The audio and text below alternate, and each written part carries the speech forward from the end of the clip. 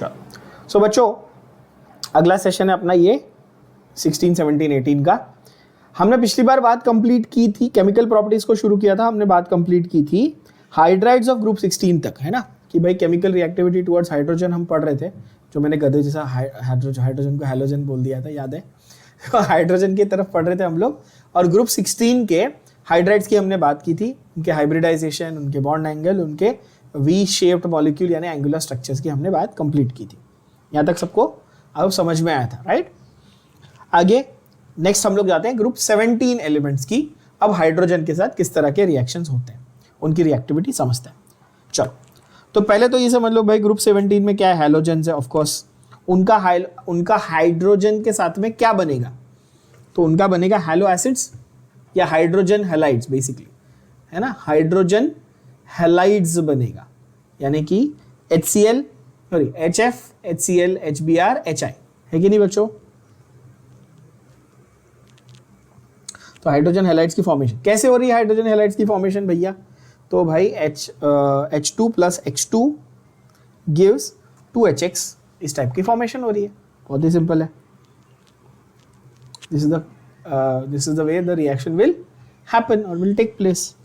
इसमें acidic strength का फंडा है। क्या है?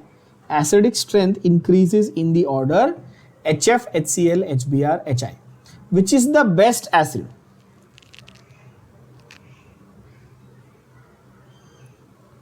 अगर आपको कोई पूछेगा कि हैलोजेंस में से सबसे स्ट्रॉन्ग एसिड कौन देता है, तो आप बोलोगे आयोडीन, और जो वीक एसिड है वो कौन देता है? कौन देता है भाई? फ्लोरीन। काहे को? क्योंकि H और F की जो बॉन्ड लेंथ है वो कम होगी, और H और F, HF की बॉन्ड लेंथ बहुत कम होने की वजह से क्या वो बॉन्ड टूटेगा जल्दी? नहीं, बॉन्ड लेंथ कम है तो बॉन्ड स्ट्रेंथ ज़्यादा है कि नहीं?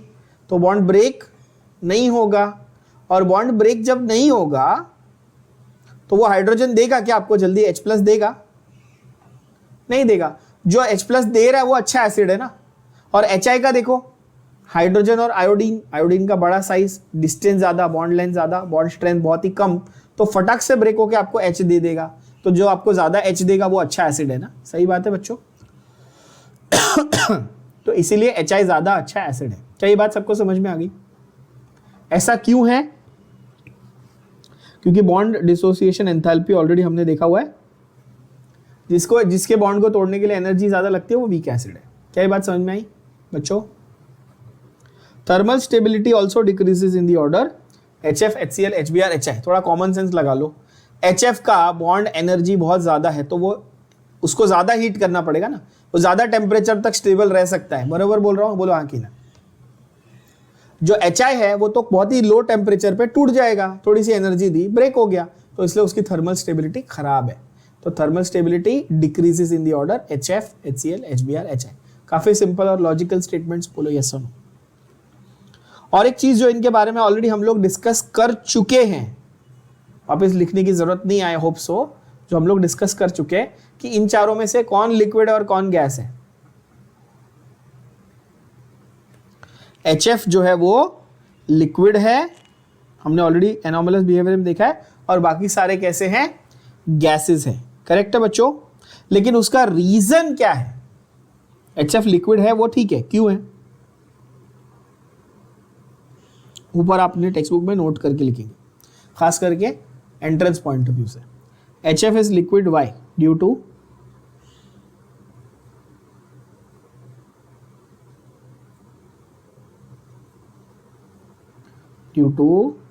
हाइड्रोजन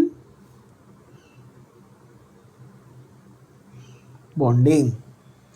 HF क्यों है लिक्विड? क्योंकि उसमें हाइड्रोजन बॉन्डिंग होती है। वाटर लिक्विड क्यों है?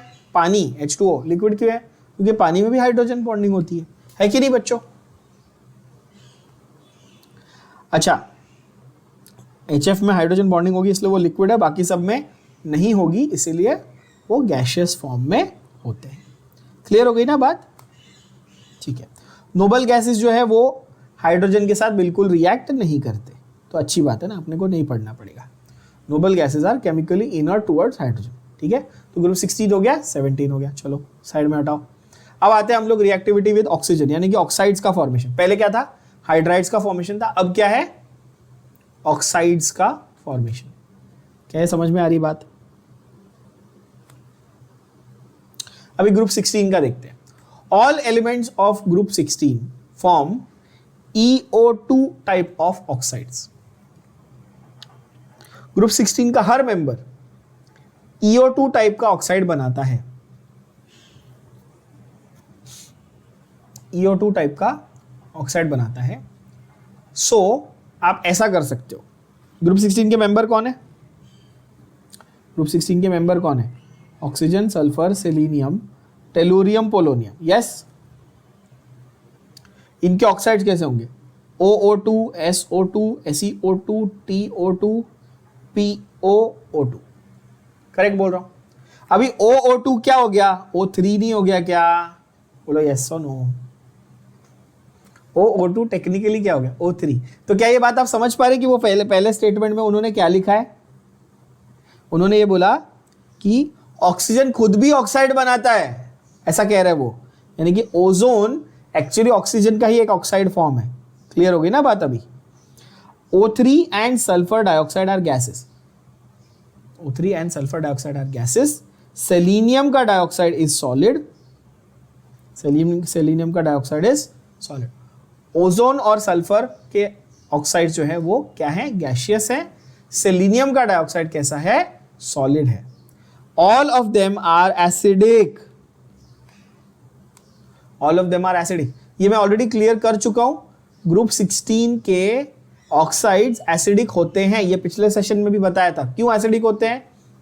भैया right side of the periodic table पे है, ज्यादा करके नॉन मेटल्स होते हैं, नॉन मेटालिक कैरेक्टर अच्छा होता है इनका, इलेक्ट्रोनेगेटिव होते हैं, तो ये एसिडिक ऑक्साइड्स बनाएंगे। क्या ये बात क्लियर हुई है ना? और इनका कोई भी ऑक्साइड ले आओ आप, वो जब वाटर के साथ रिएक्ट करेगा तो एसिड बनाएगा। और ये दो जो रिएक्शन है उसमें से पहला वाला आप देख सकते हो, बहुत ही इंपॉर्टेंट है। SO2 plus H2O gives H2SO3। What is H2SO3? It is sulfurous acid। Upon sulphurous की स्पेलिंग PH से लिखते हैं, ये लोग ने F से लिखी है, ठीक है ना?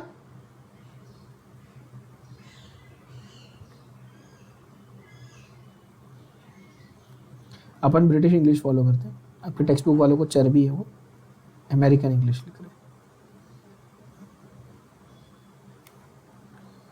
अपन इंडिया में ब्रिटिश इंग्लिश फॉलो करते हैं, बाय द वे। खैर, spelling doesn't matter here. SO2 plus H2O gives H2SO3। Simple, ठीक है। इनकी reducing property decreases from SO2 to TeO2। मतलब SO2 से लेके TeO2 तक रिड्यूसिंग प्रॉपर्टी कम हो जाती है। अब यहां पर ये बहुत ट्रिकी पार्ट है, बहुत ट्रिकी चीज है, ध्यान से देखना जरा, बहुत ध्यान से देखना। ऑक्सीजन का ऑक्साइड, ओजोन तो सिर्फ ऑक्सीडाइजिंग है, उसकी तो और कोई उसके बाद ऑप्शन ही नहीं है ना, वो तो ऑक्सीडाइज ही करेगा। पर SO2 सल्फर डाइऑक्साइड, ये ऑक्सीडाइजिंग एजेंट भी है, रिड्यूसिंग एजेंट भी है। ज्यादा क्या अच्छा है? ये ज्यादा अच्छा क्या है? रिड्यूसिंग एजेंट है। सवाल ये है कि सर इसके पास SO2 है, तो ये रिड्यूसिंग एजेंट कैसा हुआ? तो ये याद रखना, सल्फर ग्रुप 16 का एलिमेंट, ऑब्वियसली उसके पास रिड्यूसिंग एजेंट है, इलेक्ट्रॉन्स देगा, रिड्यूस करेगा, ऐसा कर सकता है वो, क्यों नहीं? और ऑब्वियसली तुमको ये भी पता है ना कि SO2 can always become what? SO3, और ऑक्सीडाइज हो सकता है ना ये फर्दर। तो जब खुद ऑक्सीडाइज हो रहा है तो अच्छा रिड्यूसिंग एजेंट होगा ना यार, ये बात सही है कि नहीं? पॉइंट पकड़ा कि नहीं पकड़ा आप लोगों ने? चलो ओके।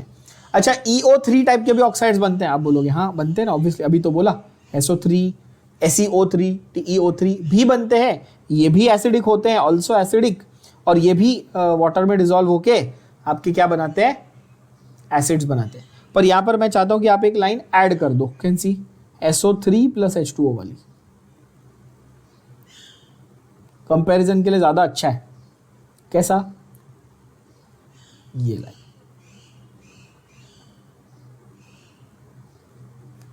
देखो सल्फर डाइऑक्साइड लिया था ना आपने, तो सल्फ्यूरस एसिड बना था।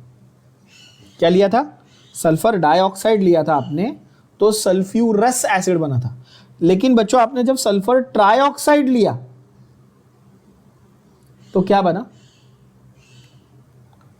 सल्फ्यूरिक एसिड बना। क्या आप ये देख सकते हैं?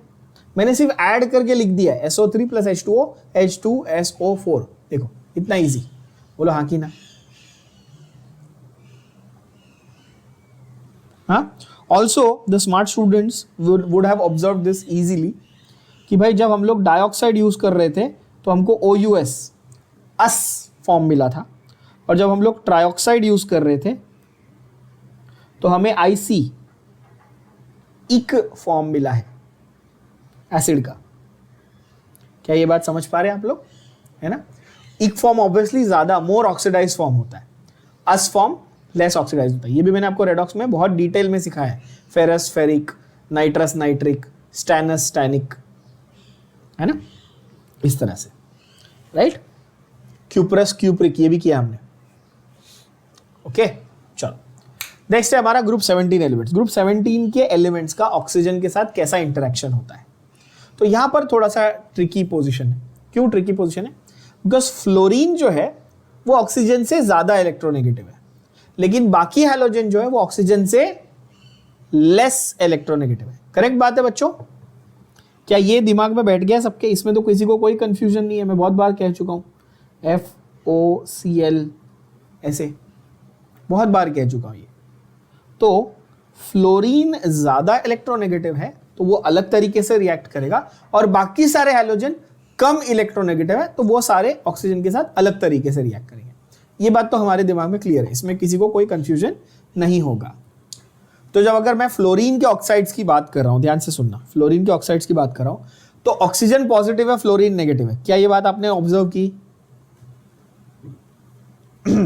OF2, तो OF2 ऑब्वियसली ऑक्सीजन पहले लिखा, फ्लोरीन बाद में लिखा, क्योंकि ऑक्सीजन पॉजिटिव है और क्या बोलते हैं, फ्लोरीन नेगेटिव है। ठीक है। OF2 is thermally stable at 298 kelvin. बाकी और भी बहुत बनते हैं लेकिन वो स्टेबल नहीं है। ध्यान से सुनना, फ्लोरीन वैसे तो O2F2 भी बनाता है, यानी कि OF, O2F2 यानी कि OF भी बनाता है। ठीक है बच्चों, लेकिन OF क्या है? स्टेबल नहीं है। So only OF2 is thermally stable. ठीक है।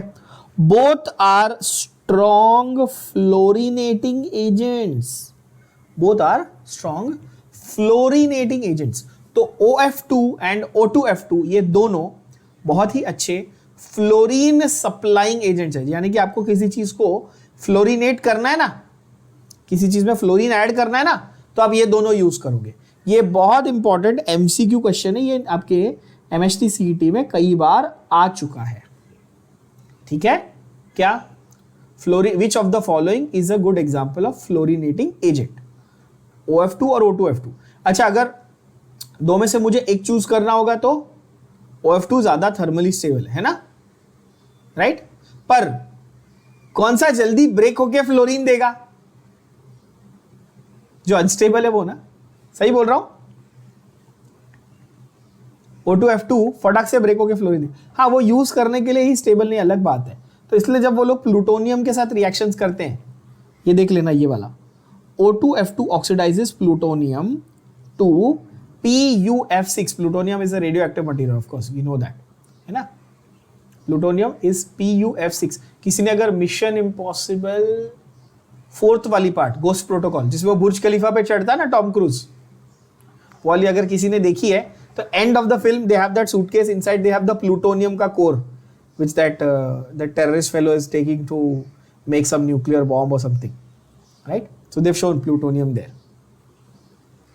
है ना? So both are strong fluorinating agent of course. And O2F2 क्या करता है कि ये प्लूटोनियम को PuF6 में कन्वर्ट कर देता है। And this reaction is used in removing plutonium from used nuclear fuel. Again, ये आपके एंट्रेंस पॉइंट ऑफ व्यू से बहुत ही इंपॉर्टेंट सेंटेंस है क्या है इसमें आपको इंपॉर्टेंट, इसमें O2F2 का रोल इन रिमूविंग प्लूटोनियम, ठीक है। न्यूक्लियर रिएक्टर में वो यूज हो गया प्लूटोनियम, पर उसमें से कोई ट्रेसेस रह गए तो उसमें से आपको निकाल देने हैं न्यूक्लियर फ्यूल में से। तो आप क्या करोगे, आप O2F2 डालोगे जिससे वो उसको PuF6 बना के बाहर निकाल लेगा। क्या ये बात समझ में आ गई? बहुत इंपॉर्टेंट है, एमसीक्यू खास करके एंट्रेंस पॉइंट ऑफ व्यू से काफी इंपॉर्टेंट है। क्लोरीन के ऑक्साइड्स, अब क्लोरीन के ऑक्साइड्स को आप ऑब्जर्व करो, मैंने पहले किसको लिखा है, क्लोरीन को, ऑक्सीजन को बाद में लिखा है। क्यों? क्योंकि अब क्लोरीन पॉजिटिव हो गया, ऑक्सीजन नेगेटिव हो गया। ये तो सब लोग देख पा रहे हैं आपके स्क्रीन पे, यस बच्चों, है ना? ठीक है, तो ये जो है ना Cl2O, ClO2, Cl2O6, Cl2O7। अब मुझे चाहिए कि आप क्या करो, आप अपनी नोटबुक में ही यहां पर हर एक में क्लोरीन का ऑक्सीडेशन स्टेट फटाफट लिख लो। चलो लिखो, क्लोरीन का ऑक्सीडेशन स्टेट हर एक केस में क्या होगा। तो पहले वाले में अपने को +1 मिलेगा, सेकेंड वाले में +2 है ना, ClO2 है ना, नहीं +4 मिलेगा, सॉरी ClO2 है ना, तो 2 ऑक्सीजन कितने हुए, -4, तो एक क्लोरीन हो गया कितना, +4। समझ रहे हो ये? यस। 6 ऑक्सीजन हुए -12, तो 2 क्लोरीन, ये हो गया +6, और 7 2 14 और ये 2, तो ये +7 है ना, +1 +4 +6 +7। तो क्लोरीन के ऑक्साइड्स में उसका अलग अलग ऑक्सीडेशन स्टेट आपको देखने मिलता है। क्लियर है बच्चों? जिसमें से ClO2 कौन सा वाला, ये सेकंड नंबर वाला, ये ClO2 ध्यान से देखना, जिसमें से ClO2 जो है that is used as a bleaching agent for paper industry and pulp and textile industries and in water treatment. पानी में अपन ये बहुत बार सुना होगा सबने कि स्विमिंग पूल में क्लोरीनेटेड वाटर होता है, सबने सुना है ना? स्विमिंग पूल में क्लोरीनेटेड वाटर होता है, वाटर ट्रीटमेंट के लिए क्लोरीन डाला जाता है। उसका कौन सा फॉर्म डाला जाता है, क्लोरीन का ClO2, ठीक है। और ब्लीचिंग एजेंट बेस्ट, देखो क्लोरीन के सारे कंपाउंड ना ब्लीचिंग एजेंट का बहुत अच्छा काम करते हैं, है ना। पेपर इंडस्ट्री, जैसे आपका, जैसा आप दीवार बोल रहा हूँ, पेड़ की बार्क निकाल के, छाल निकाल के आप पल्प बना के पेपर बनाते हो, तो वो तो ब्राउन कलर का होता है। आप पेपर जिस पे आप लिख रहे हो तो व्हाइट कलर का है। कैसे हुआ वो? क्योंकि भाई उसको ब्लीचिंग करके बनाए, ठीक है ना। टेक्सटाइल, कपड़ों पे ब्लीच करना कलर निकालने के लिए, उसमें भी यूज होता है। ब्रोमीन के ऑक्साइड्स, Br2O, BrO2, BrO3। देखो वापिस से नंबर लिख लो, ऑक्सीडेशन नंबर कितने होंगे बताओ जल्दी। +1 होगा यहाँ पे, ये तो आ गया ना सबको अभी, +1, यहाँ पे +4 देखो, और यहाँ पे कितना होगा, +6 होगा। सो ये लीस्ट स्टेबल, ब्रोमीन के oxides are the least stable halogen oxides. इसको हम लोग बोलते हैं मिडिल रो एनोमली, ठीक है। अब इसके अंदर मैं ज़्यादा डिटेल में नहीं जा रहा हूँ, सिर्फ नाम याद रख लेना। एनोमली की स्पेलिंग गलत लिखी है गधों ने, L एक ही आता है एनोमली में, 2 L नहीं आते। खैर, तो ब्रोमीन के oxides are the least stable halogen oxides. सारे हैलोजेंस में से सबसे कम स्टेबल ब्रोमीन के ही ऑक्साइड्स होते हैं। एंड बिकॉज ये लीस्ट स्टेबल है तो ये फटाक से ब्रेक होंगे, बोलो हाँ कि ना। अगर स्टेबल नहीं है तो जल्दी ब्रेक होंगे ना, और जल्दी ब्रेक होंगे तो ऑक्सीजन देंगे जल्दी, तो that is why they are extremely powerful oxidising agents. ये चीज थोड़ा सा ध्यान में रखना, ये बच्चों को कंफ्यूज करती है। आप एज ए स्टूडेंट जब ये रीड करते हो तो आपके दिमाग में ये कंफ्यूजन पैदा करती है कि अच्छा स्टेबल नहीं है तो भी अच्छे क्यों हैं भाई। बिकॉज वो स्टेबल नहीं है, उनका बॉन्ड जल्दी ब्रेक होता है, इजीली ब्रेक होता है, इसलिए तो वो ऑक्सीजन सप्लाई कर पा रहे। इसके पहले मैंने आपको क्या लॉजिक बताया था, HI का बॉन्ड जल्दी ब्रेक हुआ तो वो हाइड्रोजन सप्लाई कर रहा था आपको, है ना, प्रोटॉन सप्लाई कर रहा था, तो अच्छा एसिड था। वैसे यहाँ पे ये अच्छा पावरफुल ऑक्सीडाइजिंग एजेंट है। क्या ये बात क्लियर हुई? आयोडीन के oxides are insoluble solids. Iodine के oxides are basically insoluble solids and they decompose on heating. अब यहाँ पर again I want you to write the oxidation state. थोड़ा tricky है oxidation state. देखो यहाँ पे I2O4, 4 2 -8, तो इसका कितना है +4. समझ पा रहे हो? दो आयोडीन का +8 है ना, एक आयोडीन का +4. यहाँ पे कितना होगा I2 +5 एंड यहाँ पे कितना होगा +7 है ना बच्चों? Okay. I2O5 is a very good oxidizing agent and it is used for the estimation of carbon monoxide. ये बहुत ही रिसेंटली आपके एंट्रेंस एग्जाम्स में आया हुआ क्वेश्चन है. I2O5 is used for carbon monoxide estimation, यानी कि हम ऐसा बोले पोल्यूशन डिटेक्टर का काम करता है ये, ऐसा बोल सकते हैं ना. वो आपको एमसीक्यू में ये भी पूछ सकता है, which halogen oxide is use as a pollution detector. अरे भाई हमारे गैस, हमारे जो एयर है, हमारे जो एटमॉस्फेयर है, उसमें कार्बन मोनोऑक्साइड एक बहुत ही इंपॉर्टेंट पोल्यूटेंट है. बोलो हाँ कि ना. तो जब ये इसके एस्टिमेशन में काम कर रहा है या इसके डिटेक्शन में काम कर रहा है, तो ये हमारे लिए पोल्यूशन इंडिकेटर हो सकता है ना. तो ये हमारे लिए पोल्यूशन इंडिकेटर है. ठीक है. जैसे बीच में न्यूज में बहुत आता था कि दिल्ली की हवा, न्यूज वाले वो ओवर ड्रामेटिक, सुबह से आप रात को जैसे खाना खा रहे हो और न्यूज देखते थे ना, गौर से देखिए जहर है दिल्ली की हवा, है ना. आपको न्यूज में आता, 1-1 घंटे के स्पेशल बनाते थे वो. एक वो दाढ़ी वाला चोटी वाला आता है ना, गौर से देखिए इस दरिद्र देखो. तो वो जो वो बनाते थे वहाँ पे दिल्ली में कार्बन मोनोऑक्साइड एमिशन बहुत ज़्यादा हो गए थे.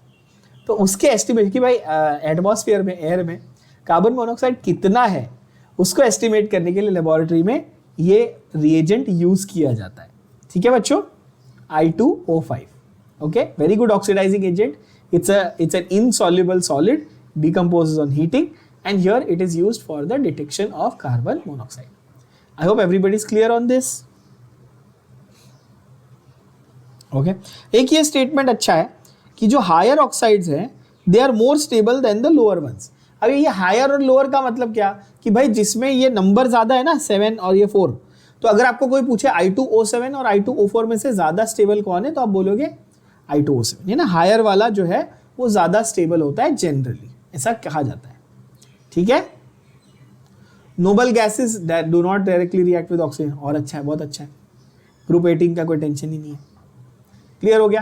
तो हाइड्रोजन क्लियर, ऑक्सीजन क्लियर. ठीक है बच्चों, 2 कैटेगरीज डन. थर्ड कैटेगरी पे आते हैं. थर्ड कैटेगरी है reactivity towards halogens. Reactivity towards halogens. Group 16 के elements react with halogens to give large number of halides like EX6, EX4, EX2 where E will be sulfur, selenium. अच्छा, तो क्या oxygen halogens के साथ react नहीं करता? करता है, लेकिन उसका फॉर्म EX का फॉर्म होगा क्या?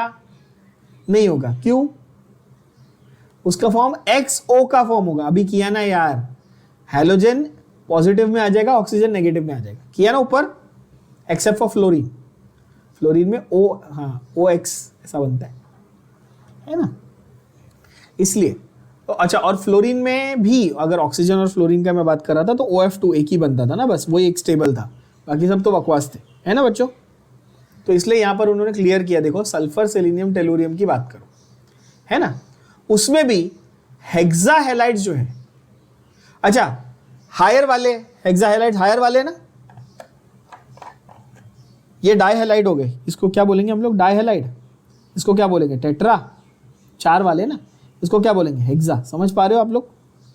अब बोलोगे हाँ सही बात है, डाई हो गया, टेट्रा हो गया, हेक्सा हो गया सर. ठीक है. तो हेक्सा हैलाइड्स की कुछ स्पेशलिटीज है, उनके बारे में बात करते हैं. तो हेक्सा हैलाइड्स जो हैं ग्रुप 16 के, they are formed by direct combination, यानी कि सल्फर लिया, फ्लोरीन के साथ रिएक्ट किया, डायरेक्टली SF6 बन सकता है. ठीक है. They are all colourless gases.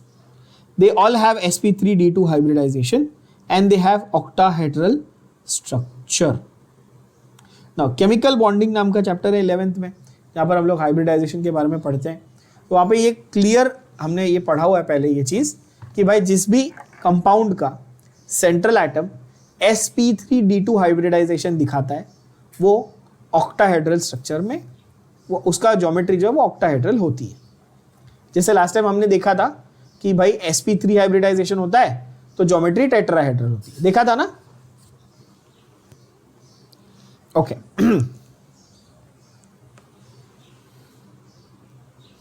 तो यहां पर ज्योमेट्री के ऊपर थोड़ा सा क्वेश्चन आपको आ सकता है डेफिनेटली कि भाई जब भी आपके पास sp3d2 हाइब्रिडाइजेशन है तो उसकी ज्योमेट्री कैसी होगी, उसकी ऑक्टाहेड्रल ज्योमेट्री होगी बच्चों. ठीक है. ओके SF6 के बारे में अगेन एक MCQ पॉइंट ऑफ व्यू से एक लाइन मार्क करके रखना कि SF6 जो है वो एक्सेप्शनली स्टेबल हैलाइड है. ठीक है, फॉर स्टेरिक रीजन. अभी वो स्टेरिक रीजन में आपको डिटेल में नहीं समझा रहा हूँ, केमिकल बॉन्डिंग में आता है बेसिकली वो कि यहाँ पर एक स्ट्रक्चर ऐसा बनता है कि सल्फर सेंटर में है, यहाँ पे 4 फ्लोरीन है. मैं नहीं समझा रहा हूँ बोल के भी समझाने लगता हूँ ना, बोलोगे हाँ सर ये बात तो है, आप ना बोल के बहुत ज़्यादा पकाते हो. हाँ तो ये देखो SF6 का स्ट्रक्चर कुछ इस तरह का होता है. ठीक है बच्चों, और इसमें जो बॉन्ड लेंथ है ना वो एक्चुअली वेरी करती है. फ्लोरीन का छोटा साइज होता है और जब हम एक्सपेक्ट करते हैं बॉन्ड लेंथ, वो एक्चुअली बॉन्ड लेंथ वो एक्सपेक्टेड नहीं होती. ठीक है, वेरिएशंस होते हैं इसमें. स्टेरिक रीजन बेसिकली मतलब कि बल्क कम है फ्लोरीन का, इसकी वजह से, है ना. तो आपको उतना डिटेल में नहीं घुसने की जरूरत है, आपको सिर्फ इतना जानना है कि हेक्साहैलाइड्स जो है ग्रुप 16 के उसमें सबसे स्टेबल कौन है, इतना आपको पूछेगा एग्जाम में. क्या पूछेगा, ग्रुप 16 के हेक्साहैलाइड्स में से सबसे स्टेबल कौन है, तो आप क्या बोलोगे, SF6 है. क्लियर है बात. यस. अच्छा, stability of halides will decrease in the order. सबसे स्टेबल कौन से होंगे, फ्लोराइड्स होंगे, फिर क्लोराइड्स, फिर ब्रोमाइड्स, फिर आयोडाइड. क्यों, लॉजिकली सोच सकते हो आप, फ्लोराइड क्यों स्टेबल होंगे, क्योंकि फ्लोरीन का साइज छोटा, बॉन्ड लेंथ छोटी, बॉन्ड लेंथ छोटी तो बॉन्ड मजबूत, तो जल्दी टूटेगा नहीं, तो स्टेबल है. बोलो हाँ या ना, ये तो बहुत सिंपल बात होगी ना, तो इजी है. टेट्राहेलाइड्स के बारे में बात करते हैं. टेट्राहेलाइड्स के बारे में बात करें तो SF4 है, SEF4 है, TEF4 है. ठीक है, टेट्राहेलाइड्स जो हैं वो sp3 हाइब्रिडाइजेशन वाले होंगे. तो कॉमन सेंस है ना यार, 4 बॉन्ड दिख रहे हैं आपको, 4 बॉन्ड है तो sp3 हाइब्रिडाइजेशन होगा. अच्छा, sp3 हाइब्रिडाइजेशन है तो आप एक्सपेक्ट कर रहे हो कि ज्योमेट्री क्या होनी चाहिए, टेट्राहेड्रल. पर लोन पेयर होता है, और क्या होता है, लोन पेयर होता है. तो लोन पेयर की वजह से क्या बन जाती है, geometry trigonal bipyramid. Can I use the word geometry और should I use the word shape. Ideally मैंने आपको ये सिखाया ना, जो एक्सपेक्ट किया वो ज्योमेट्री, जो एक्चुअली दिखा वो शेप. तो ज्योमेट्री यहां पे सही शब्द है क्या, बिल्कुल नहीं. सही शब्द क्या होना चाहिए, शेप. अच्छा, शेप मतलब कि जो एक्चुअली आपको ऑब्जर्व दिखता है. ठीक है, और डायहाइलाइट्स तो ऑब्वियस है यार, डायहाइलाइट्स तो बहुत इजी पार्ट हो गया. SCl2 SeCl2 वगैरह, इनका भी sp3 हाइब्रिडाइजेशन होता है और इनका टेट्राहेड्रल स्ट्रक्चर होना चाहिए. इनका टेट्राहेड्रल स्ट्रक्चर होना चाहिए. पर क्या ये रेगुलर टेट्राहेड्रॉन होगा, नहीं, ये डिस्टॉर्टेड टेट्राहेड्रॉन होगा. क्यों, क्योंकि इनके पास क्या है, लोन पेयर ऑफ इलेक्ट्रॉन्स है. क्या इनके पास, लोन पेयर ऑफ इलेक्ट्रॉन्स है. तो आप अब कंपेयर करके देखो. चलो, मैंने सल्फर का डायहाइलाइड लिया, टेट्राहेलाइड लिया, हेक्साहेलाइड लिया. स्ट्रक्चर किस तरह का दिखने वाला है जरा थोड़ा लॉजिकली समझो. सल्फर, सबसे पहली बात, सल्फर ग्रुप 16 का एलिमेंट है. स्टेप बाय स्टेप जाओ ना. ग्रुप 16 है, हाँ. 286 है, हाँ. आउटर मोस्ट शेल में कितने इलेक्ट्रॉन है, आप बोलोगे सर 6 इलेक्ट्रॉन है. ठीक है, तो 1 2 3 4 5 and 6. ठीक है बच्चों. तो क्या हुआ कि इसने जब फ्लोरीन के साथ बॉन्ड बनाया तो 2 फ्लोरीन के साथ ऐसा बॉन्ड बना लिया. क्लियर, यस और नो. तो ये एक बॉन्ड और ये एक बॉन्ड, ये सिंगल बॉन्ड. सल्फर ने सिंगल बॉन्ड ही बनाया, और सिंगल बॉन्ड के लिए मैंने आपको क्या ट्रिक बताई, बोला है ना, क्या होता है, हाइब्रिडाइजेशन, sp3 हाइब्रिडाइजेशन होता है. बोलो हाँ कि ना. अभी sp3 हाइब्रिडाइजेशन है तो आप एक्सपेक्ट कर रहे थे कि ये टेट्राहेड्रल होना चाहिए, पर क्या ये रेगुलर टेट्राहेड्रल है? अच्छा, अगर सिर्फ सिंगल बॉन्ड होते और लोन पेयर नहीं होता, सिर्फ सिंगल बॉन्ड होते और लोन पेयर नहीं होता, तो क्या ये टेट्राहेड्रल होता? हाँ, लेकिन क्या यहां पर लोन पेयर है? यस। अच्छा, आप बोलोगे सर आइडियली हमको देख के तो ये ऐसा लग रहा है कि ये लीनियर होना चाहिए था, है ना? हमको ऐसा देख के, सर ये देख के इसको ऐसी फीलिंग आ रही कि लीनियर होना चाहिए था, लेकिन यार देख के नहीं बनाना है। देखो, आप जो पेपर पे ड्रॉ करते हो बहुत अलग चीज है, और जो 3D स्ट्रक्चर होता है वो बहुत अलग होता है, ठीक है ना? तो पहले तो ये get this out of your head, what we are drawing on paper is very different from what you actually see in 3D, है ना? तो ये टेट्राहेड्रल है, बट ये रेगुलर टेट्राहेड्रल नहीं, थोड़ा सा डिस्टॉर्टेड होगा because of the lone pair. इतना ये कॉन्सेप्ट याद रखना, जितने लोन पेयर आते जाएंगे उतना डिस्टॉर्शन, यानी कि एक्सपेक्टेड से कुछ नया बनते जाएगा। क्लियर बात? Okay, what about SF4? What about SF4? तो ये तो काफी सिंपल दिखेगा। देखो, सल्फर है 1 2 3 4, अभी जो बाहर के 6 इलेक्ट्रॉन थे उनको मैंने ऐसे लिखा, आप देख सकते हो क्या किया मैंने, लोन पेयर को अलग, जो 2 लोन पेयर थे ना मेरे पास, एक को मैंने ऐसे रहने दिया और बाकी को मैंने 4 को ऐसे लिखा। क्या ये समझ पा रहे हैं आप लोग?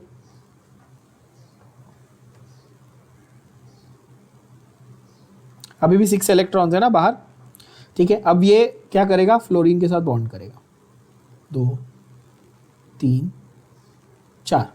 तो अब बोलेंगे ठीक है सर, हमको इसका शेप जो है वो थोड़ा लगभग स्क्वायर जैसा दिख रहा है, हम ऐसा एक्सपेक्ट कर रहे थे कि ये कुछ शेप जो है ये ऐसा कुछ स्क्वायर जैसा बनना चाहिए, करेक्ट ना? लेकिन आप ये भूल रहे हो कि यहाँ पे ऊपर क्या है, एक लोन पेयर भी है ना बच्चों? तो लोन पेयर को अलग से एक लोब मिलता है। लोन पेयर को क्या मिलता है? एक लोब मिल जाता है। तो आप इसका शेप भले ही ये सोच रहे थे कि भाई टेट्राहेड्रल या स्क्वायर शेप होना चाहिए क्योंकि 4 बॉन्ड है, लेकिन रियल में क्या होता है इसका शेप, बताओ? अभी कराया मैंने,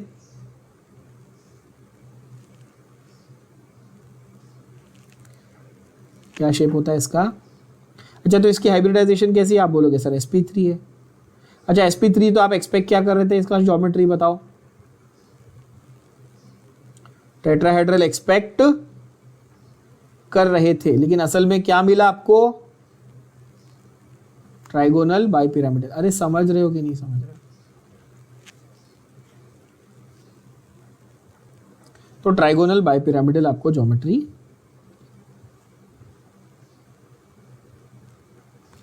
ठीक है, इस तरह से बोलेंगे ओके ठीक है, मान लिया। अब व्हाट अबाउट SF6? ये तो आप समझ गए ना, SF6 टेबल की हो, ये भी समझ में आ जाएगा। सल्फर के क्या हुए? 6 के 6 इलेक्ट्रॉन अब अलग हो गए, है कि नहीं हुए? बोलो हाँ कि ना। मैं ऐसे बना रहा हूं, ऐसे बना रहा हूं, देखो। अच्छा, ये जो फ्लोरीन था, 6 फ्लोरीन थे, वो कैसे रहेंगे?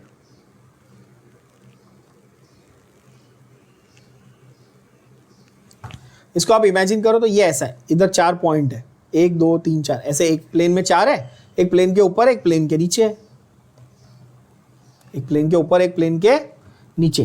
तो ऐसे आपके 6 फ्लोरीन आ गए बच्चों, 1 फ्लोरीन 2 3 4 फ्लोरीन 5 फ्लोरीन 6 फ्लोरीन। अब आपको अगर इसका शेप समझना है तो आपको बहुत आसानी से समझ में आएगा।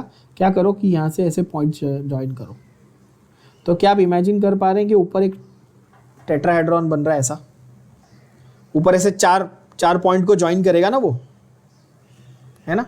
और नीचे भी फ्लोरीन है ना, ये बीच में प्लेन था, यहाँ पे 4 फ्लोरीन रखे हुए थे, ऊपर एक था नीचे एक था, तो ऐसे टेट्राहेड्रॉन टेट्राहेड्रॉन क्या ऑक्टाहेड्रॉन बन गया? यस और नो, है ना?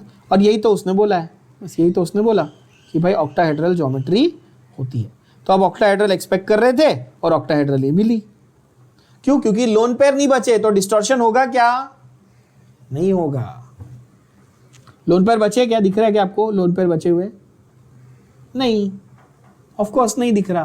तो इसलिए आप एक्सपेक्ट करके जा रहे थे कि भाई हमको ऑक्टाहेड्रल ज्योमेट्री मिलनी चाहिए, और वही आपको रियल में मिली, क्योंकि कोई डिस्टॉर्शन नहीं है, कोई लोन पेयर नहीं है। वैसे ये सारी चीजें आपको पता होनी चाहिए थी, बट अगर याद नहीं थी तो अभी रिवाइज हो गई, ठीक है ना। तो आपको ये डेफिनेटली याद रख लेना है कि sp3 का अर्थ होता है टेट्राहेड्रल, पर अगर लोन पेयर है तो वो नहीं दिखेगा, कुछ अलग दिखेगा, ये भी क्लियर हो गया। और sp3d2 का मतलब होता है ऑक्टाहेड्रल। एटलीस्ट इतना तो आपको इसमें से याद रख लेना है, ठीक है बच्चों। ओके, अगर मोनोहेलाइड्स बनते भी है, अगर मोनोहेलाइड्स बनते भी, वैसे तो जनरली मोनोहेलाइड्स नहीं बनते, डाई, टेट्रा और हेक्सा बन जाते हैं ग्रुप 16 के, पर अगर मोनोहेलाइड्स बन भी गए तो वो हमेशा डाइमेरिक यानी 2 यूनिट एक साथ, डाइमेरिक इन नेचर मतलब 2 यूनिट्स टुगेदर डाइमर के फॉर्म में रहते। कैसे रहते बच्चों? वो डाइमर के फॉर्म में रहते। डाइमर समझते हो? 2 यूनिट्स, है ना, हमने किया ना मोनोमर पॉलीमर, 1 यूनिट मोनोमर, बहुत सारे यूनिट पॉलीमर, डाइमर 2 यूनिट, ठीक है। तो SF, अगर मुझे SF बनाना है मतलब मोनोहेलाइड, तो मैं उसको SF नहीं लिखूंगा, मैं उसको S2F2 लिखूंगा, 2 यूनिट कंबाइन टुगेदर, इस तरह से। मुझे HCl बनाना है तो मैं बोलूंगा S2Cl2, इस तरह से आप समझ पा रहे हैं, है ना। And the dimeric halides undergo disproportionation reaction. क्या होता है डिसप्रपोर्शनेशन रिएक्शन? ये भी मैंने आपको रेडॉक्स चैप्टर में डिटेल में सिखाया है। What is disproportionation? Same species undergoing, एक रिएक्शन में एक ही स्पीशीज रिडक्शन भी अंडरगो कर रही है और ऑक्सीडेशन भी अंडरगो कर रही है एक साथ, इसको बोलते हैं डिसप्रपोर्शनेशन। क्या बोलते हैं इसको? डिसप्रपोर्शनेशन। एक ही स्पीशीज रिएक्शन में रिडक्शन भी अंडरगो कर रही है और ऑक्सीडेशन भी अंडरगो कर रही है, इसको डिसप्रपोर्शनेशन कहते हैं। जरा इसका लॉजिक समझ लेना बच्चों। आप मुझे बताओ, इधर इसका ऑक्सीडेशन नंबर क्या होगा? क्लोरीन का -1 है, तो ओवरऑल सिलीनियम का कितना हुआ यहाँ पे? चलो बताओ फटाफट। सिलीनियम का +1 होगा। जब क्लोरीन -1 है तो सिलीनियम +1 हो गया, लेकिन यहां पर सिलीनियम कितना हुआ? +4, और यहां पर कितना हुआ? 0। तो देखो ऐसा बोल सकते हैं कि ये -1 से 0 गया यानी रिड्यूस हुआ, लेकिन ये +1 से +4 गया तो ऑक्सीडाइज हुआ। मतलब एक ही रिएक्शन में सिलीनियम रिड्यूस भी हुआ, ऑक्सीडाइज भी हुआ, हेंस डिसप्रपोर्शनेशन। यस और no? I am going very slow in a lot of depth and a lot of detail.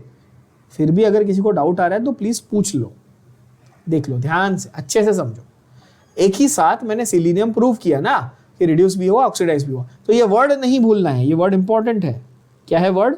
Disproportionation. A fancy word, fancy chemistry word, science word for reduction oxidation of same species in the same reaction. Clear? Yes. तो ये हुए हमारे group 16 के elements का halogen के साथ interaction. Group 16 के सारे एलिमेंट्स का हैलोजन के साथ क्या क्या बनता है।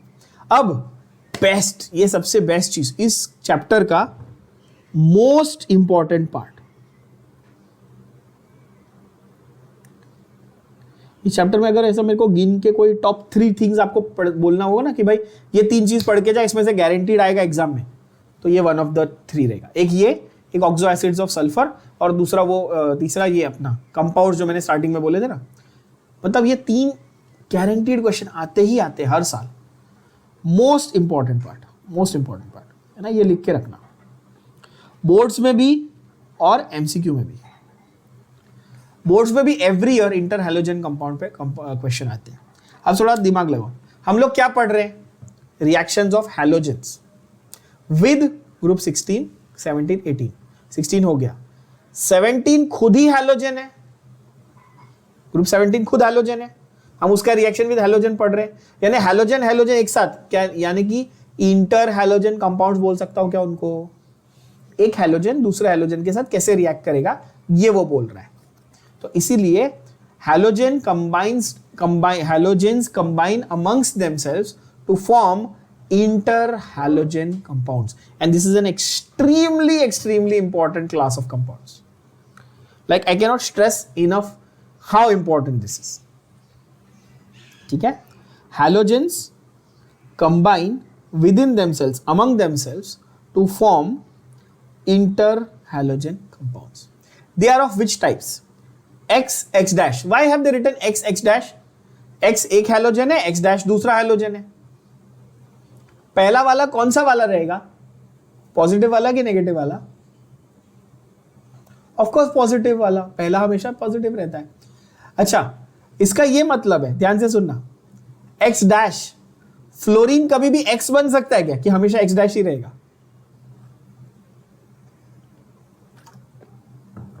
फ्लोरीन हमेशा X डैश ही रहेगा ना. X कभी बन सकता है क्या इंटर हैलोजन में फ्लोरीन? क्यों? फ्लोरीन को पॉजिटिव बनाने वाला कोई पैदा हुआ है? फ्लोरीन से ज्यादा इलेक्ट्रोनेगेटिव तो कोई है ही नहीं. तो बहुत बार बोल चुका हूं, है ना बच्चों. तो ये सारे पॉइंट जो आपने ऑलरेडी पढ़े हैं, आपके बेस जो क्लियर है, वो अप्लाई करना सीखो यहाँ पे. इस तरह से.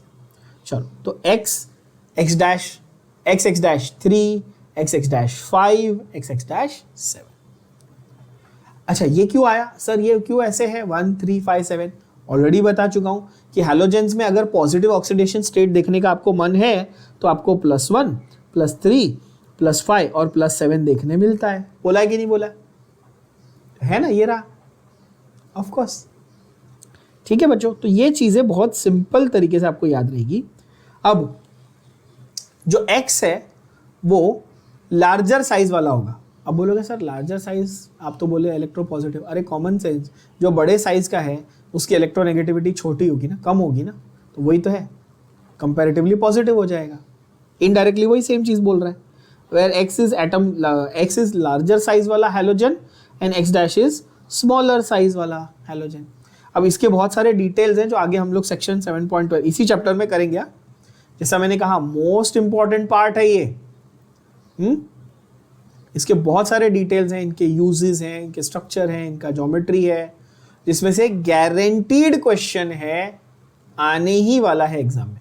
इस चैप्टर में से जो बच्चा इंटर हैलोजन कंपाउंड छोड़ के गया वो टोटल बेवकूफी कर रहा है, इतना मान लो. ठीक है, चलो ग्रुप 18. अब पिछले सेशन में आप लोगों को याद होगा बच्चों, इनफैक्ट हमने आई थिंक सेशन वहां पे ही एंड किया था कि मैंने आपको ये कहा भी था कि जो जेनॉन है वो काफी सारे कंपाउंड्स बनाता है with highly electronegative elements like oxygen and fluorine. Correct है? तो ग्रुप 18 के यानी कि नोबल गैसेस की अगर मैं बात करूं तो उनके फ्लोराइड्स काफी कॉमनली पाए जाते हैं. और स्पेशली सारे ग्रुप 18 एलिमेंट्स नहीं, स्पेशली जेनॉन के फ्लोराइड्स काफी कॉमनली पाए जाते हैं. अच्छा, जब फ्लोराइड्स मिल रहे हैं तो डाइफ्लोराइड, टेट्राफ्लोराइड, हेक्साफ्लोराइड, ये ऑप्शंस रहेंगे. सही बात है, आप ये बात समझ सकते हो. XeF2, XeF4 एंड XeF6, है ना. तो जेनॉन का difluoride, tetrafluoride, hexafluoride, all of them are crystalline, colourless and sublime readily. What do you mean by sublimation? Sublime हो जाते हैं, सब्लिमेशन है यानी कि सॉलिड टू गैस डायरेक्टली बन जाते. सॉलिड टू गैस का सबसे अच्छा एग्जांपल सब्लिमेटेड सब्सटेंस का हमने सॉल्यूशन कॉलिगेटिव में तो किया है ना डिटेल में. Camphor, naphthalene, iodine one of the best examples, है ना बच्चों. ठीक है, तो सब्लिमेटिव ये आपको पता है. तो ये क्या होते हैं भाई 25 डिग्री यानी कि रूम टेम्परेचर पे ही क्या हो जाते हैं? सब्लिमेटिव हो जाते हैं. Again they are very powerful fluorinating agent. Obviously यार फ्लोरीन ही सप्लाई करेंगे और क्या करेंगे. ठीक है, कैसे है ये? Xe+F2 gives XeF2. High temperature और नॉर्मल प्रेशर पे ये रिएक्शन हो जाता है. ठीक है बच्चों, तो जेनॉन का फ्लोराइड बहुत important. Again important in what sense कि भाई एटलीस्ट इतना तो पता होना चाहिए कि कौन सी नोबल गैस रेडिली रिएक्ट कर लेती है फ्लोरीन के साथ. तो आंसर है xenon. Also krypton, if you see here, krypton भी करता है, बट क्रिप्टॉन के कंपाउंड आपके सिलेबस में ज्यादा नहीं मेंशन्ड है. तो you will focus on xenon only. I hope I have made my self very crystal clear. Yes, okay. Next is reactivity towards metal. अभी ग्रुप 16, 17, 18 की मेटल्स के साथ रिएक्टिविटी देखते हैं, मेटल्स के साथ रिएक्टिविटी देखते हैं। ग्रुप 16 की पहले देखेंगे। तो ग्रुप 16 का सबसे पहला मेंबर कौन? ऑक्सीजन। और दुनिया भर के मेटल का ऑक्साइड मिलता है कि नहीं मिलता है? ऑफ कोर्स मिलता है ना? तो कोई भी मेटल लेके आओ, उसके ऑक्साइड्स आपको मिलेंगे। जैसे कि यहाँ पे एल्यूमिनियम का ऑक्साइड Al2O3, इसको हम लोग और किस नाम से जानते हैं बच्चों? एल्यूमिना, बॉक्साइट, है ना? अलग अलग नाम से आप जानते हो ना। वैसे एल्यूमिना और बॉक्साइट में भी डिफरेंस है, आप इसको एल्यूमिनियम ऑक्साइड ही बोलोगे, नॉर्मल एल्यूमिनियम ऑक्साइड। या फिर अगर सल्फर है तो सल्फाइड, सेलिनियम है तो सेलिनाइड, टेलुरियम है तो टेलुराइड, ये सब बन जाएगा, है ना? पर टेलुरियम की एक खासियत है, टेलुरियम की एक खासियत, ये सिर्फ आपके एमसीक्यू पॉइंट ऑफ व्यू से। Tellurium has unusual property of combining with gold. अच्छा, गोल्ड नोबल मेटल है बच्चों? गोल्ड क्या है? नोबल मेटल है ना। तो गोल्ड रेडिली रिएक्ट करता है क्या चीजों के साथ? नहीं करता। गोल्ड रेडिली रिएक्ट नहीं करता है चीजों के साथ में, ऑफ कोर्स। लेकिन टेलुरियम जो है ये बहुत अजीब है। टेलुरियम क्या है? फटक से गोल्ड के साथ रिएक्ट करके गोल्ड का टेलुराइड बना देता है। क्या बना देता है? गोल्ड का टेलुराइड। ठीक है। अब जैसे आप सोने की चेन पहनते हो, सपोज आप ब्रेसलेट पहनते हो, सोने की अंगूठी पहनते हो फॉर एग्जांपल, तो क्या वो ऑक्सीडाइज हो जाती है क्या, कि वो बहुत टाइम तक अच्छी रहती है? इट डजंट गेट ऑक्सीडाइज ना। सिल्वर का, चांदी का फिर भी काला पड़ जाता है थोड़े टाइम के बाद। चांदी का अगर आप कोई पहन रहे हो ना कोई चीज, लड़कियां जैसे चांदी की पायल वायल पहनती है ना, तो वो क्या होता है थोड़े टाइम के बाद क्या होता है? ब्लैकिश हो जाता है ना, सिल्वर ऑक्साइड बन जाता है। यस बच्चों। पर गोल्ड का ऐसा जल्दी नहीं होता। लेकिन गोल्ड जो है वो ऑक्सीजन के साथ कंबाइन नहीं करता ज्यादा, लेकिन यहाँ पे टेलुरियम के साथ कर लेता है ना। तो ये एक यूनिक प्रॉपर्टी है, ऐसे याद रख लेते। तो ये हुआ हमारा फंडा 16 का मेटल्स के साथ। ठीक है, ऑक्साइड्स तो ऑब्वियसली थे ही। फिर ग्रुप 17 का देखते हैं मेटल्स के साथ। भाई ये तो बहुत ही क्लासिक है। क्यों? ग्रुप 1 और 2 क्या है? Strong metals. ग्रुप 17 क्या है? Very strong non metals, halogens. Halogens क्या है? नॉन मेटल्स की दुनिया के बादशाह है वो। नॉन मेटल्स की दुनिया में अगर किसी का नाम है तो किसका है? हैलोजन का ही है ना भाई। Highly electronegative, very highly reactive और readily reacting with metals to give you corresponding metallic halides, of course. तो यहां पे halogens will always react with metals to give instant reaction होगा। और खास करके अगर ग्रुप 1 का मेटल हो तो मजा ही आ जाए। ओहो एकदम। सोडियम, पोटेशियम वगैरह, उनका क्लोराइड, ब्रोमाइड, आयोडाइड बहुत फटक से मिलता है। ठीक है, चलो। Ionic character of these decreases in the order MF, MCl, MBr, Mi, where M is a monovalent metal. Now this statement is a very simple statement here, of course, but feels a little tricky to many students. जरा समझाता हूं।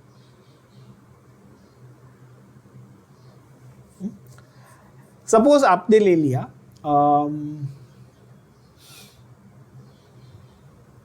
Sodium Na, तो sodium NaF, NaCl, NaBr और Na। आपको ये चारों को compare करना है। बात समझ आ रही बच्चों? सोडियम आपने लिया, नॉर्मल मोनोवैलेंट मेटल है ना सोडियम। आप बोलोगे हाँ सही है।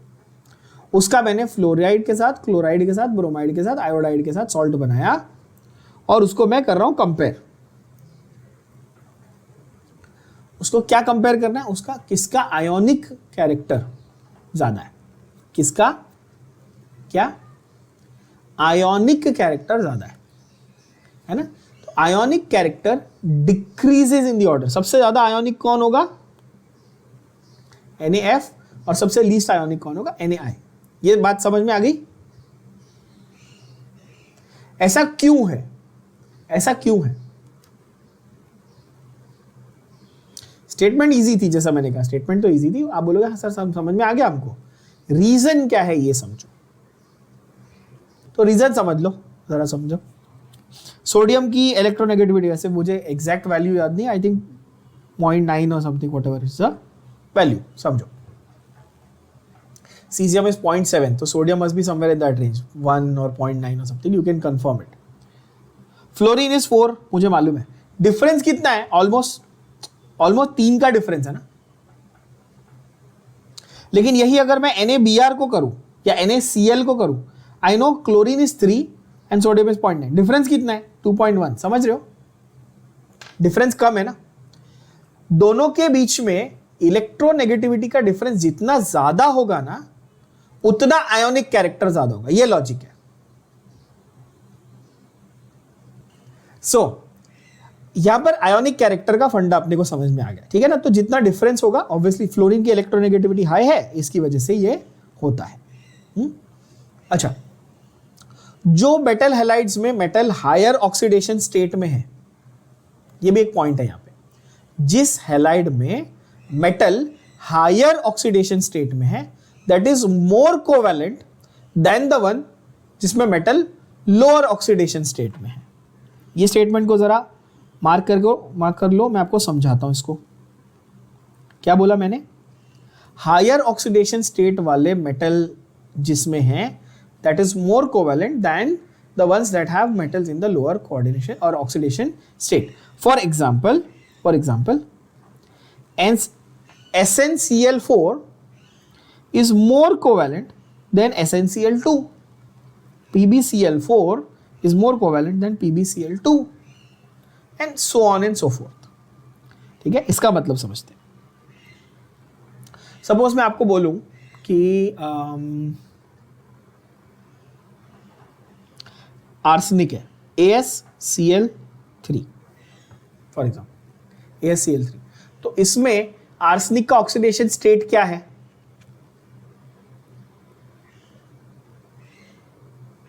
+3 होगा ना, +3 होगा ना। अच्छा, और अच्छा इससे भी बेटर एग्जांपल लेता हूं, PCl3 PCl5, ये तो बहुत इजी है, सबने देखा ना। PCl3 PCl5 हमने यूज भी किया ना बच्चों, हैलोजन डेरिवेटिव में अभी किया ना आपने, तो ये आप फैमिलियर हो इसलिए बताता हूं। तो इसमें बताओ, फॉस्फोरस जो है +3 और यहाँ पे फॉस्फोरस क्या है? +5। आई नो फॉस्फोरस मेटल नहीं, I know, I am just giving you an idea of comparison. किसमें फॉस्फोरस हायर ऑक्सीडेशन स्टेट में? PCl5 में ना। तो ये वाला मोर कोवैलेंट होगा, ये वाला क्या होगा? मोर कोवैलेंट होगा, और PCl3 जो है वो मोर आयोनिक होगा। ये समझ में आ गया? सिंपल है।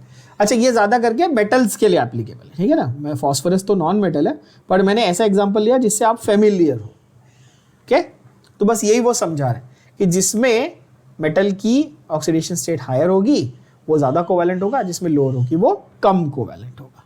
कम कोवैलेंट मतलब ऑब्वियसली ज्यादा आयोनिक, ठीक है। Noble gases do not react with metals, of course, बकवास छोड़ दो, ठीक है। तो यहाँ पे हो गए सारे केमिकल रिएक्शंस खत्म। क्या क्या किया हमने? हाइड्रोजन के साथ रिएक्शंस, ऑक्सीजन के साथ रिएक्शंस, हैलोजेंस के साथ रिएक्शंस, मेटल्स के साथ reactions. Now ideally you are supposed to do reactions with water, with acids, with bases also, but they have excluded all that from your syllabus. So that's a good thing, ठीक है। आपके लिए अच्छा, ये कम पढ़ना पड़ेगा, ठीक है। बट जब हम लोग जेई वगैरह के लिए करते हैं या कोई ज़्यादा इन डेप्थ करेंगे तो उसमें हम लोग मॉइस्चर के साथ रिएक्शन और वो सब भी करते हैं। यहाँ पे करने की जरूरत नहीं है, इतना बहुत है, जितना दिया हम लोग हर एक चीज़ कवर कर, ठीक है बच्चों। नेक्स्ट आता है कॉन्सेप्ट ऑफ एलोट्रोपी। नेक्स्ट आता है क्या? Concept of allotropy. तो एलोट्रोपी का अगर आपको किसी को समझाना है एकदम ईजीएस्ट और सिंपलेस्ट लैंग्वेज में, तो आप कैसे समझाओगे? आप बोलोगे सेम एलिमेंट, क्या बोलोगे? Same element different forms. बस इतने 4 शब्दों में आप एलोट्रोपी समझा सकते हो। क्या बोला मैंने? Same element different forms. एक ही एलिमेंट के अलग अलग फॉर्म्स जब एग्जिस्ट करते हैं तब उसको हम लोग एलोट्रोपी कहते हैं। क्या कहते हैं? एक ही एलिमेंट के डिफरेंट फॉर्म्स जब एग्जिस्ट करेंगे, that is what when we call it allotropy. That phenomenon is called allotropy. The forms are called allotropic forms, of course. अच्छा, कुछ बच्चे इसको आइसोटोप से कंफ्यूज करते हैं. क्या आइसोटोप से कंफ्यूज करना है आपको? नहीं भाई, आइसोटोप में तो एक एलिमेंट के अलग अलग एटम्स है जिनका एटॉमिक मास ही अलग है.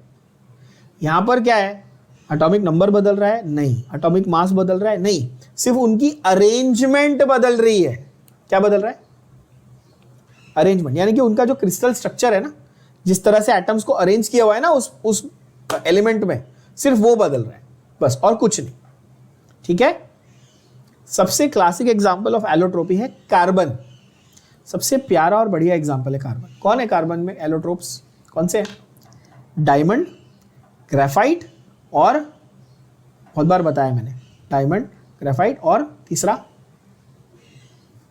तो जैसे कार्बन में बच्चों डायमंड होता है, ग्रेफाइट होता है, फुलेरीन होता है, ये एलोट्रोपिक फॉर्म्स है. मतलब कि कार्बन ही है, उसके एटम भी सेम है, मतलब उसके एटॉमिक नंबर, मास नंबर सब कुछ सेम है, पर उनकी अरेंजमेंट अलग है. एक तरीके से लगाया तो ग्रेफाइट बन गया, दूसरे तरीके से अरेंज किया तो डायमंड बन गया, उसी तरीके से अरेंज किया तो फुलेरीन बन गया. ऐसा आइडिया है. तो ये ग्रुप 16, 17, 18 में क्या होता है, कहाँ होता है, तो समझते हैं. Elements of group 16 exhibit allotropy, है ना. Oxygen has 2 allotropes. ऑक्सीजन के 2 फॉर्म बचपन से पढ़ रहे हो ना आप लोग. कौन से? O2, that is normal oxygen, and ozone, है ना बच्चों, ओजोन, राइट. सल्फर, सल्फर के कौन से फॉर्म्स है? Rhombic and monoclinic. नाम ध्यान से लर्न कर लेना, गड़बड़ नहीं करना. कौन से 2 फॉर्म्स है सल्फर के? मार्क कर लो. रोम्बिक, देखो मैंने अभी बोला ना कि उनके क्रिस्टल की जो शेप होती है ना उसके ऊपर होता है जनरली नाम. तो रोम्बस यानी rhombic basically, and monoclinic. Clear है? There are other names also for this, हम लोग अभी करेंगे.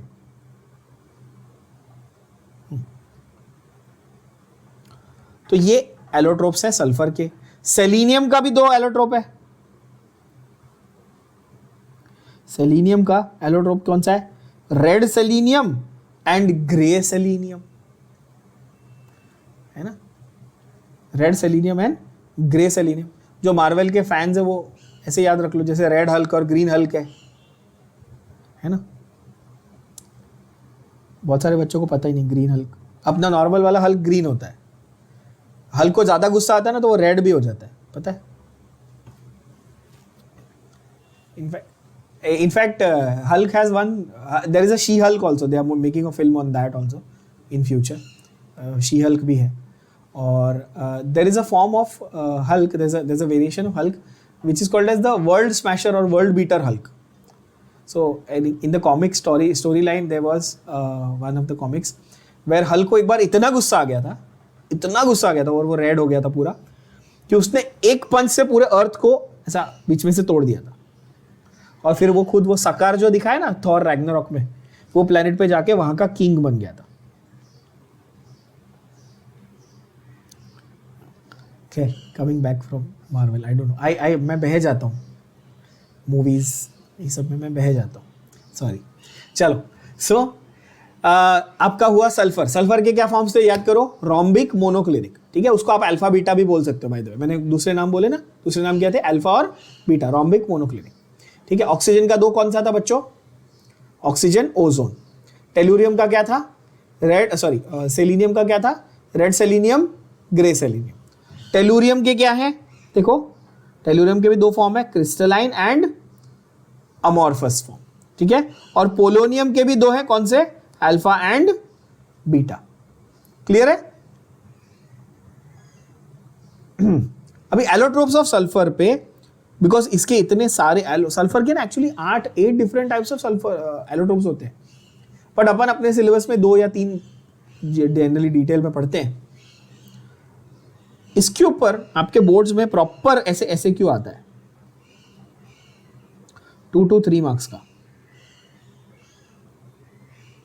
2 से 3 मार्क का. Explain the properties of allotropes of sulphur. Mark करके रखना, डिटेल में कर रहे हैं. बाकी सबका मैंने सिर्फ नाम बता दिया, सल्फर के डिटेल्स. चलो सबसे पहली बात क्या जाननी है आपको इसमें कि भाई रोम्बिक वाला था उसको आप क्या बोलते हो, alpha form of sulphur, monoclinic वाले को आप क्या बोलते हो, beta form of sulphur. Clear. और ये जो है ना डिस्टिंग्विश बिटवीन, ये भी डायरेक्ट क्वेश्चन है, तो इसको आप लोगों को वो ऐसे पूछ लेगा डिस्टिंग्विश बिटवीन, या फिर ऐसे बोलेगा कंपेयर एंड कॉन्ट्रास्ट, मतलब सिमिलैरिटीज भी लिखनी और डिफरेंसेस भी लिखने हैं। क्या ये बात समझ में आ रही सब बच्चों को?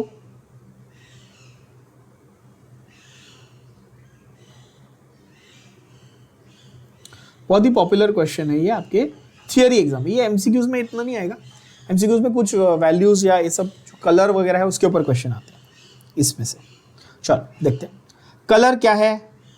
अल्फा सल्फर का कलर है पेल येलो और बीटा सल्फर का कलर है bright yellow. Easy to remember, beta bright, sulphur yellow ही होता है सबको मालूम है ना, बीटा ब्राइट। तो अल्फा क्या हो गया, पेल, थोड़ा हल्का। शेप कैसा है, तो शेप है भाई रोम्बिक का नाम है, रोम्बिक तो नाम ही होगा ऑर्थोरोम्बिक। और मोनोक्लिनिक के शेप क्या है, नीडल शेप क्रिस्टल है। कैसे, नीडल शेप्ड क्रिस्टल्स हैं बच्चों, प्लीज मार्क करेंगे, ये एमसीक्यू पॉइंट में आ चुका है कि भाई मोनोक्लिनिक सल्फर के क्रिस्टल्स का शेप कैसा होता है, तो आंसर है नीडल शेप के क्रिस्टल होते हैं। क्लियर है। मेल्टिंग पॉइंट किसका ज्यादा है, तो मोनोक्लिनिक का ज्यादा है। डेंसिटी किसकी ज्यादा है, अल्फा की है। अच्छा, मेल्टिंग पॉइंट ज्यादा है मोनोक्लिनिक का, तो ज्यादा स्टेबल कौन माना जाएगा,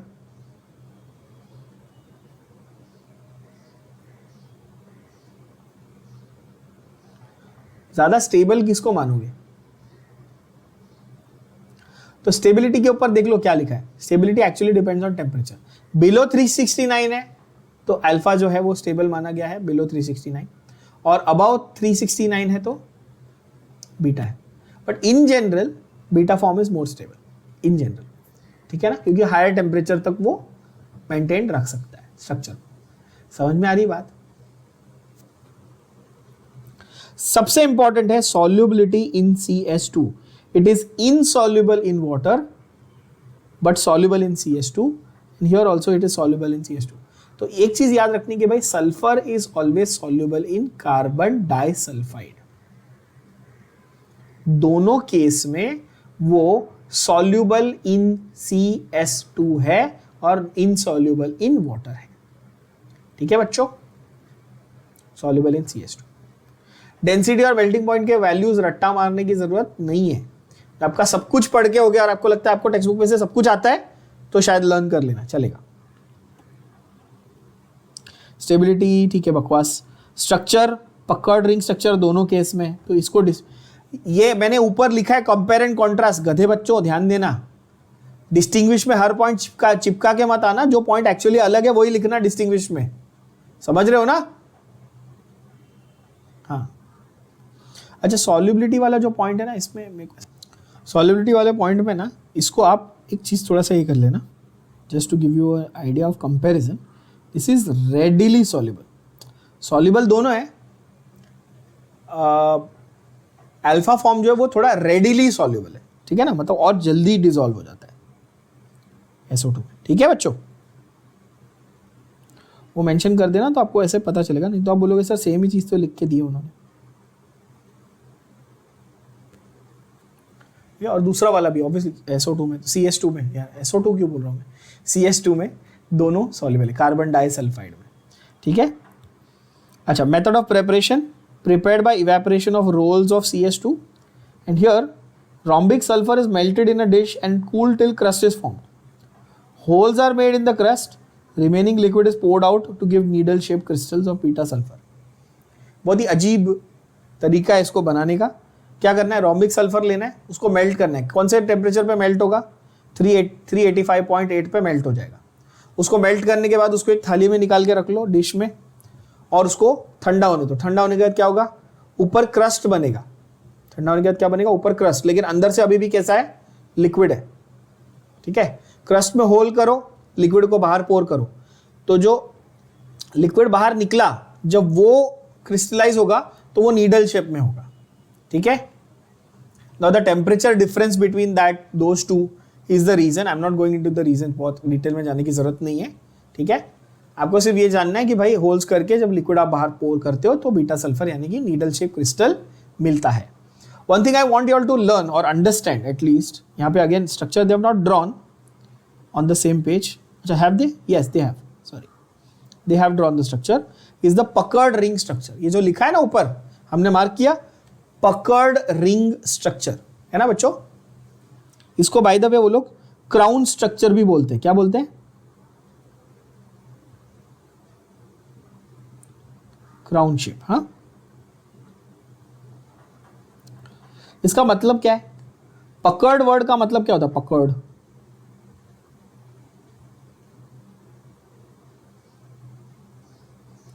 है ना। I had one legend student couple of years ago, उसको पूछा पकड़ का मतलब क्या होता है, तो बोलता है sir to catch hold of. I hope आप में से कोई ऐसा लेजेंड नहीं है ऐसा सोचने वाला।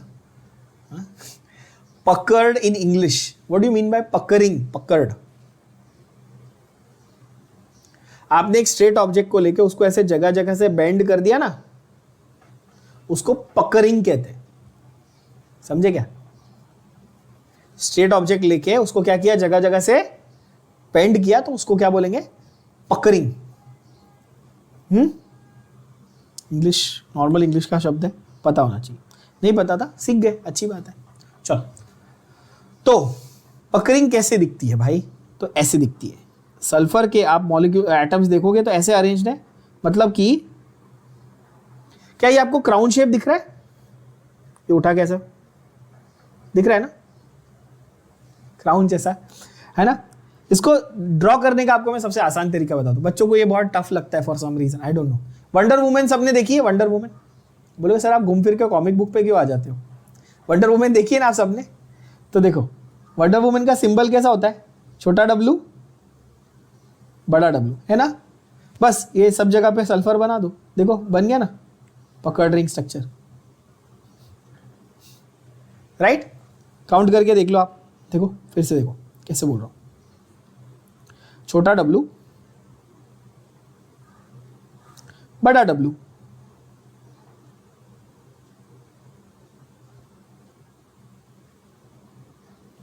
और जहां जहां आपको गैप दिख रहा है वहां वहां क्या लिख दो? सल्फर। अब काउंट करो, देखो मिल गया,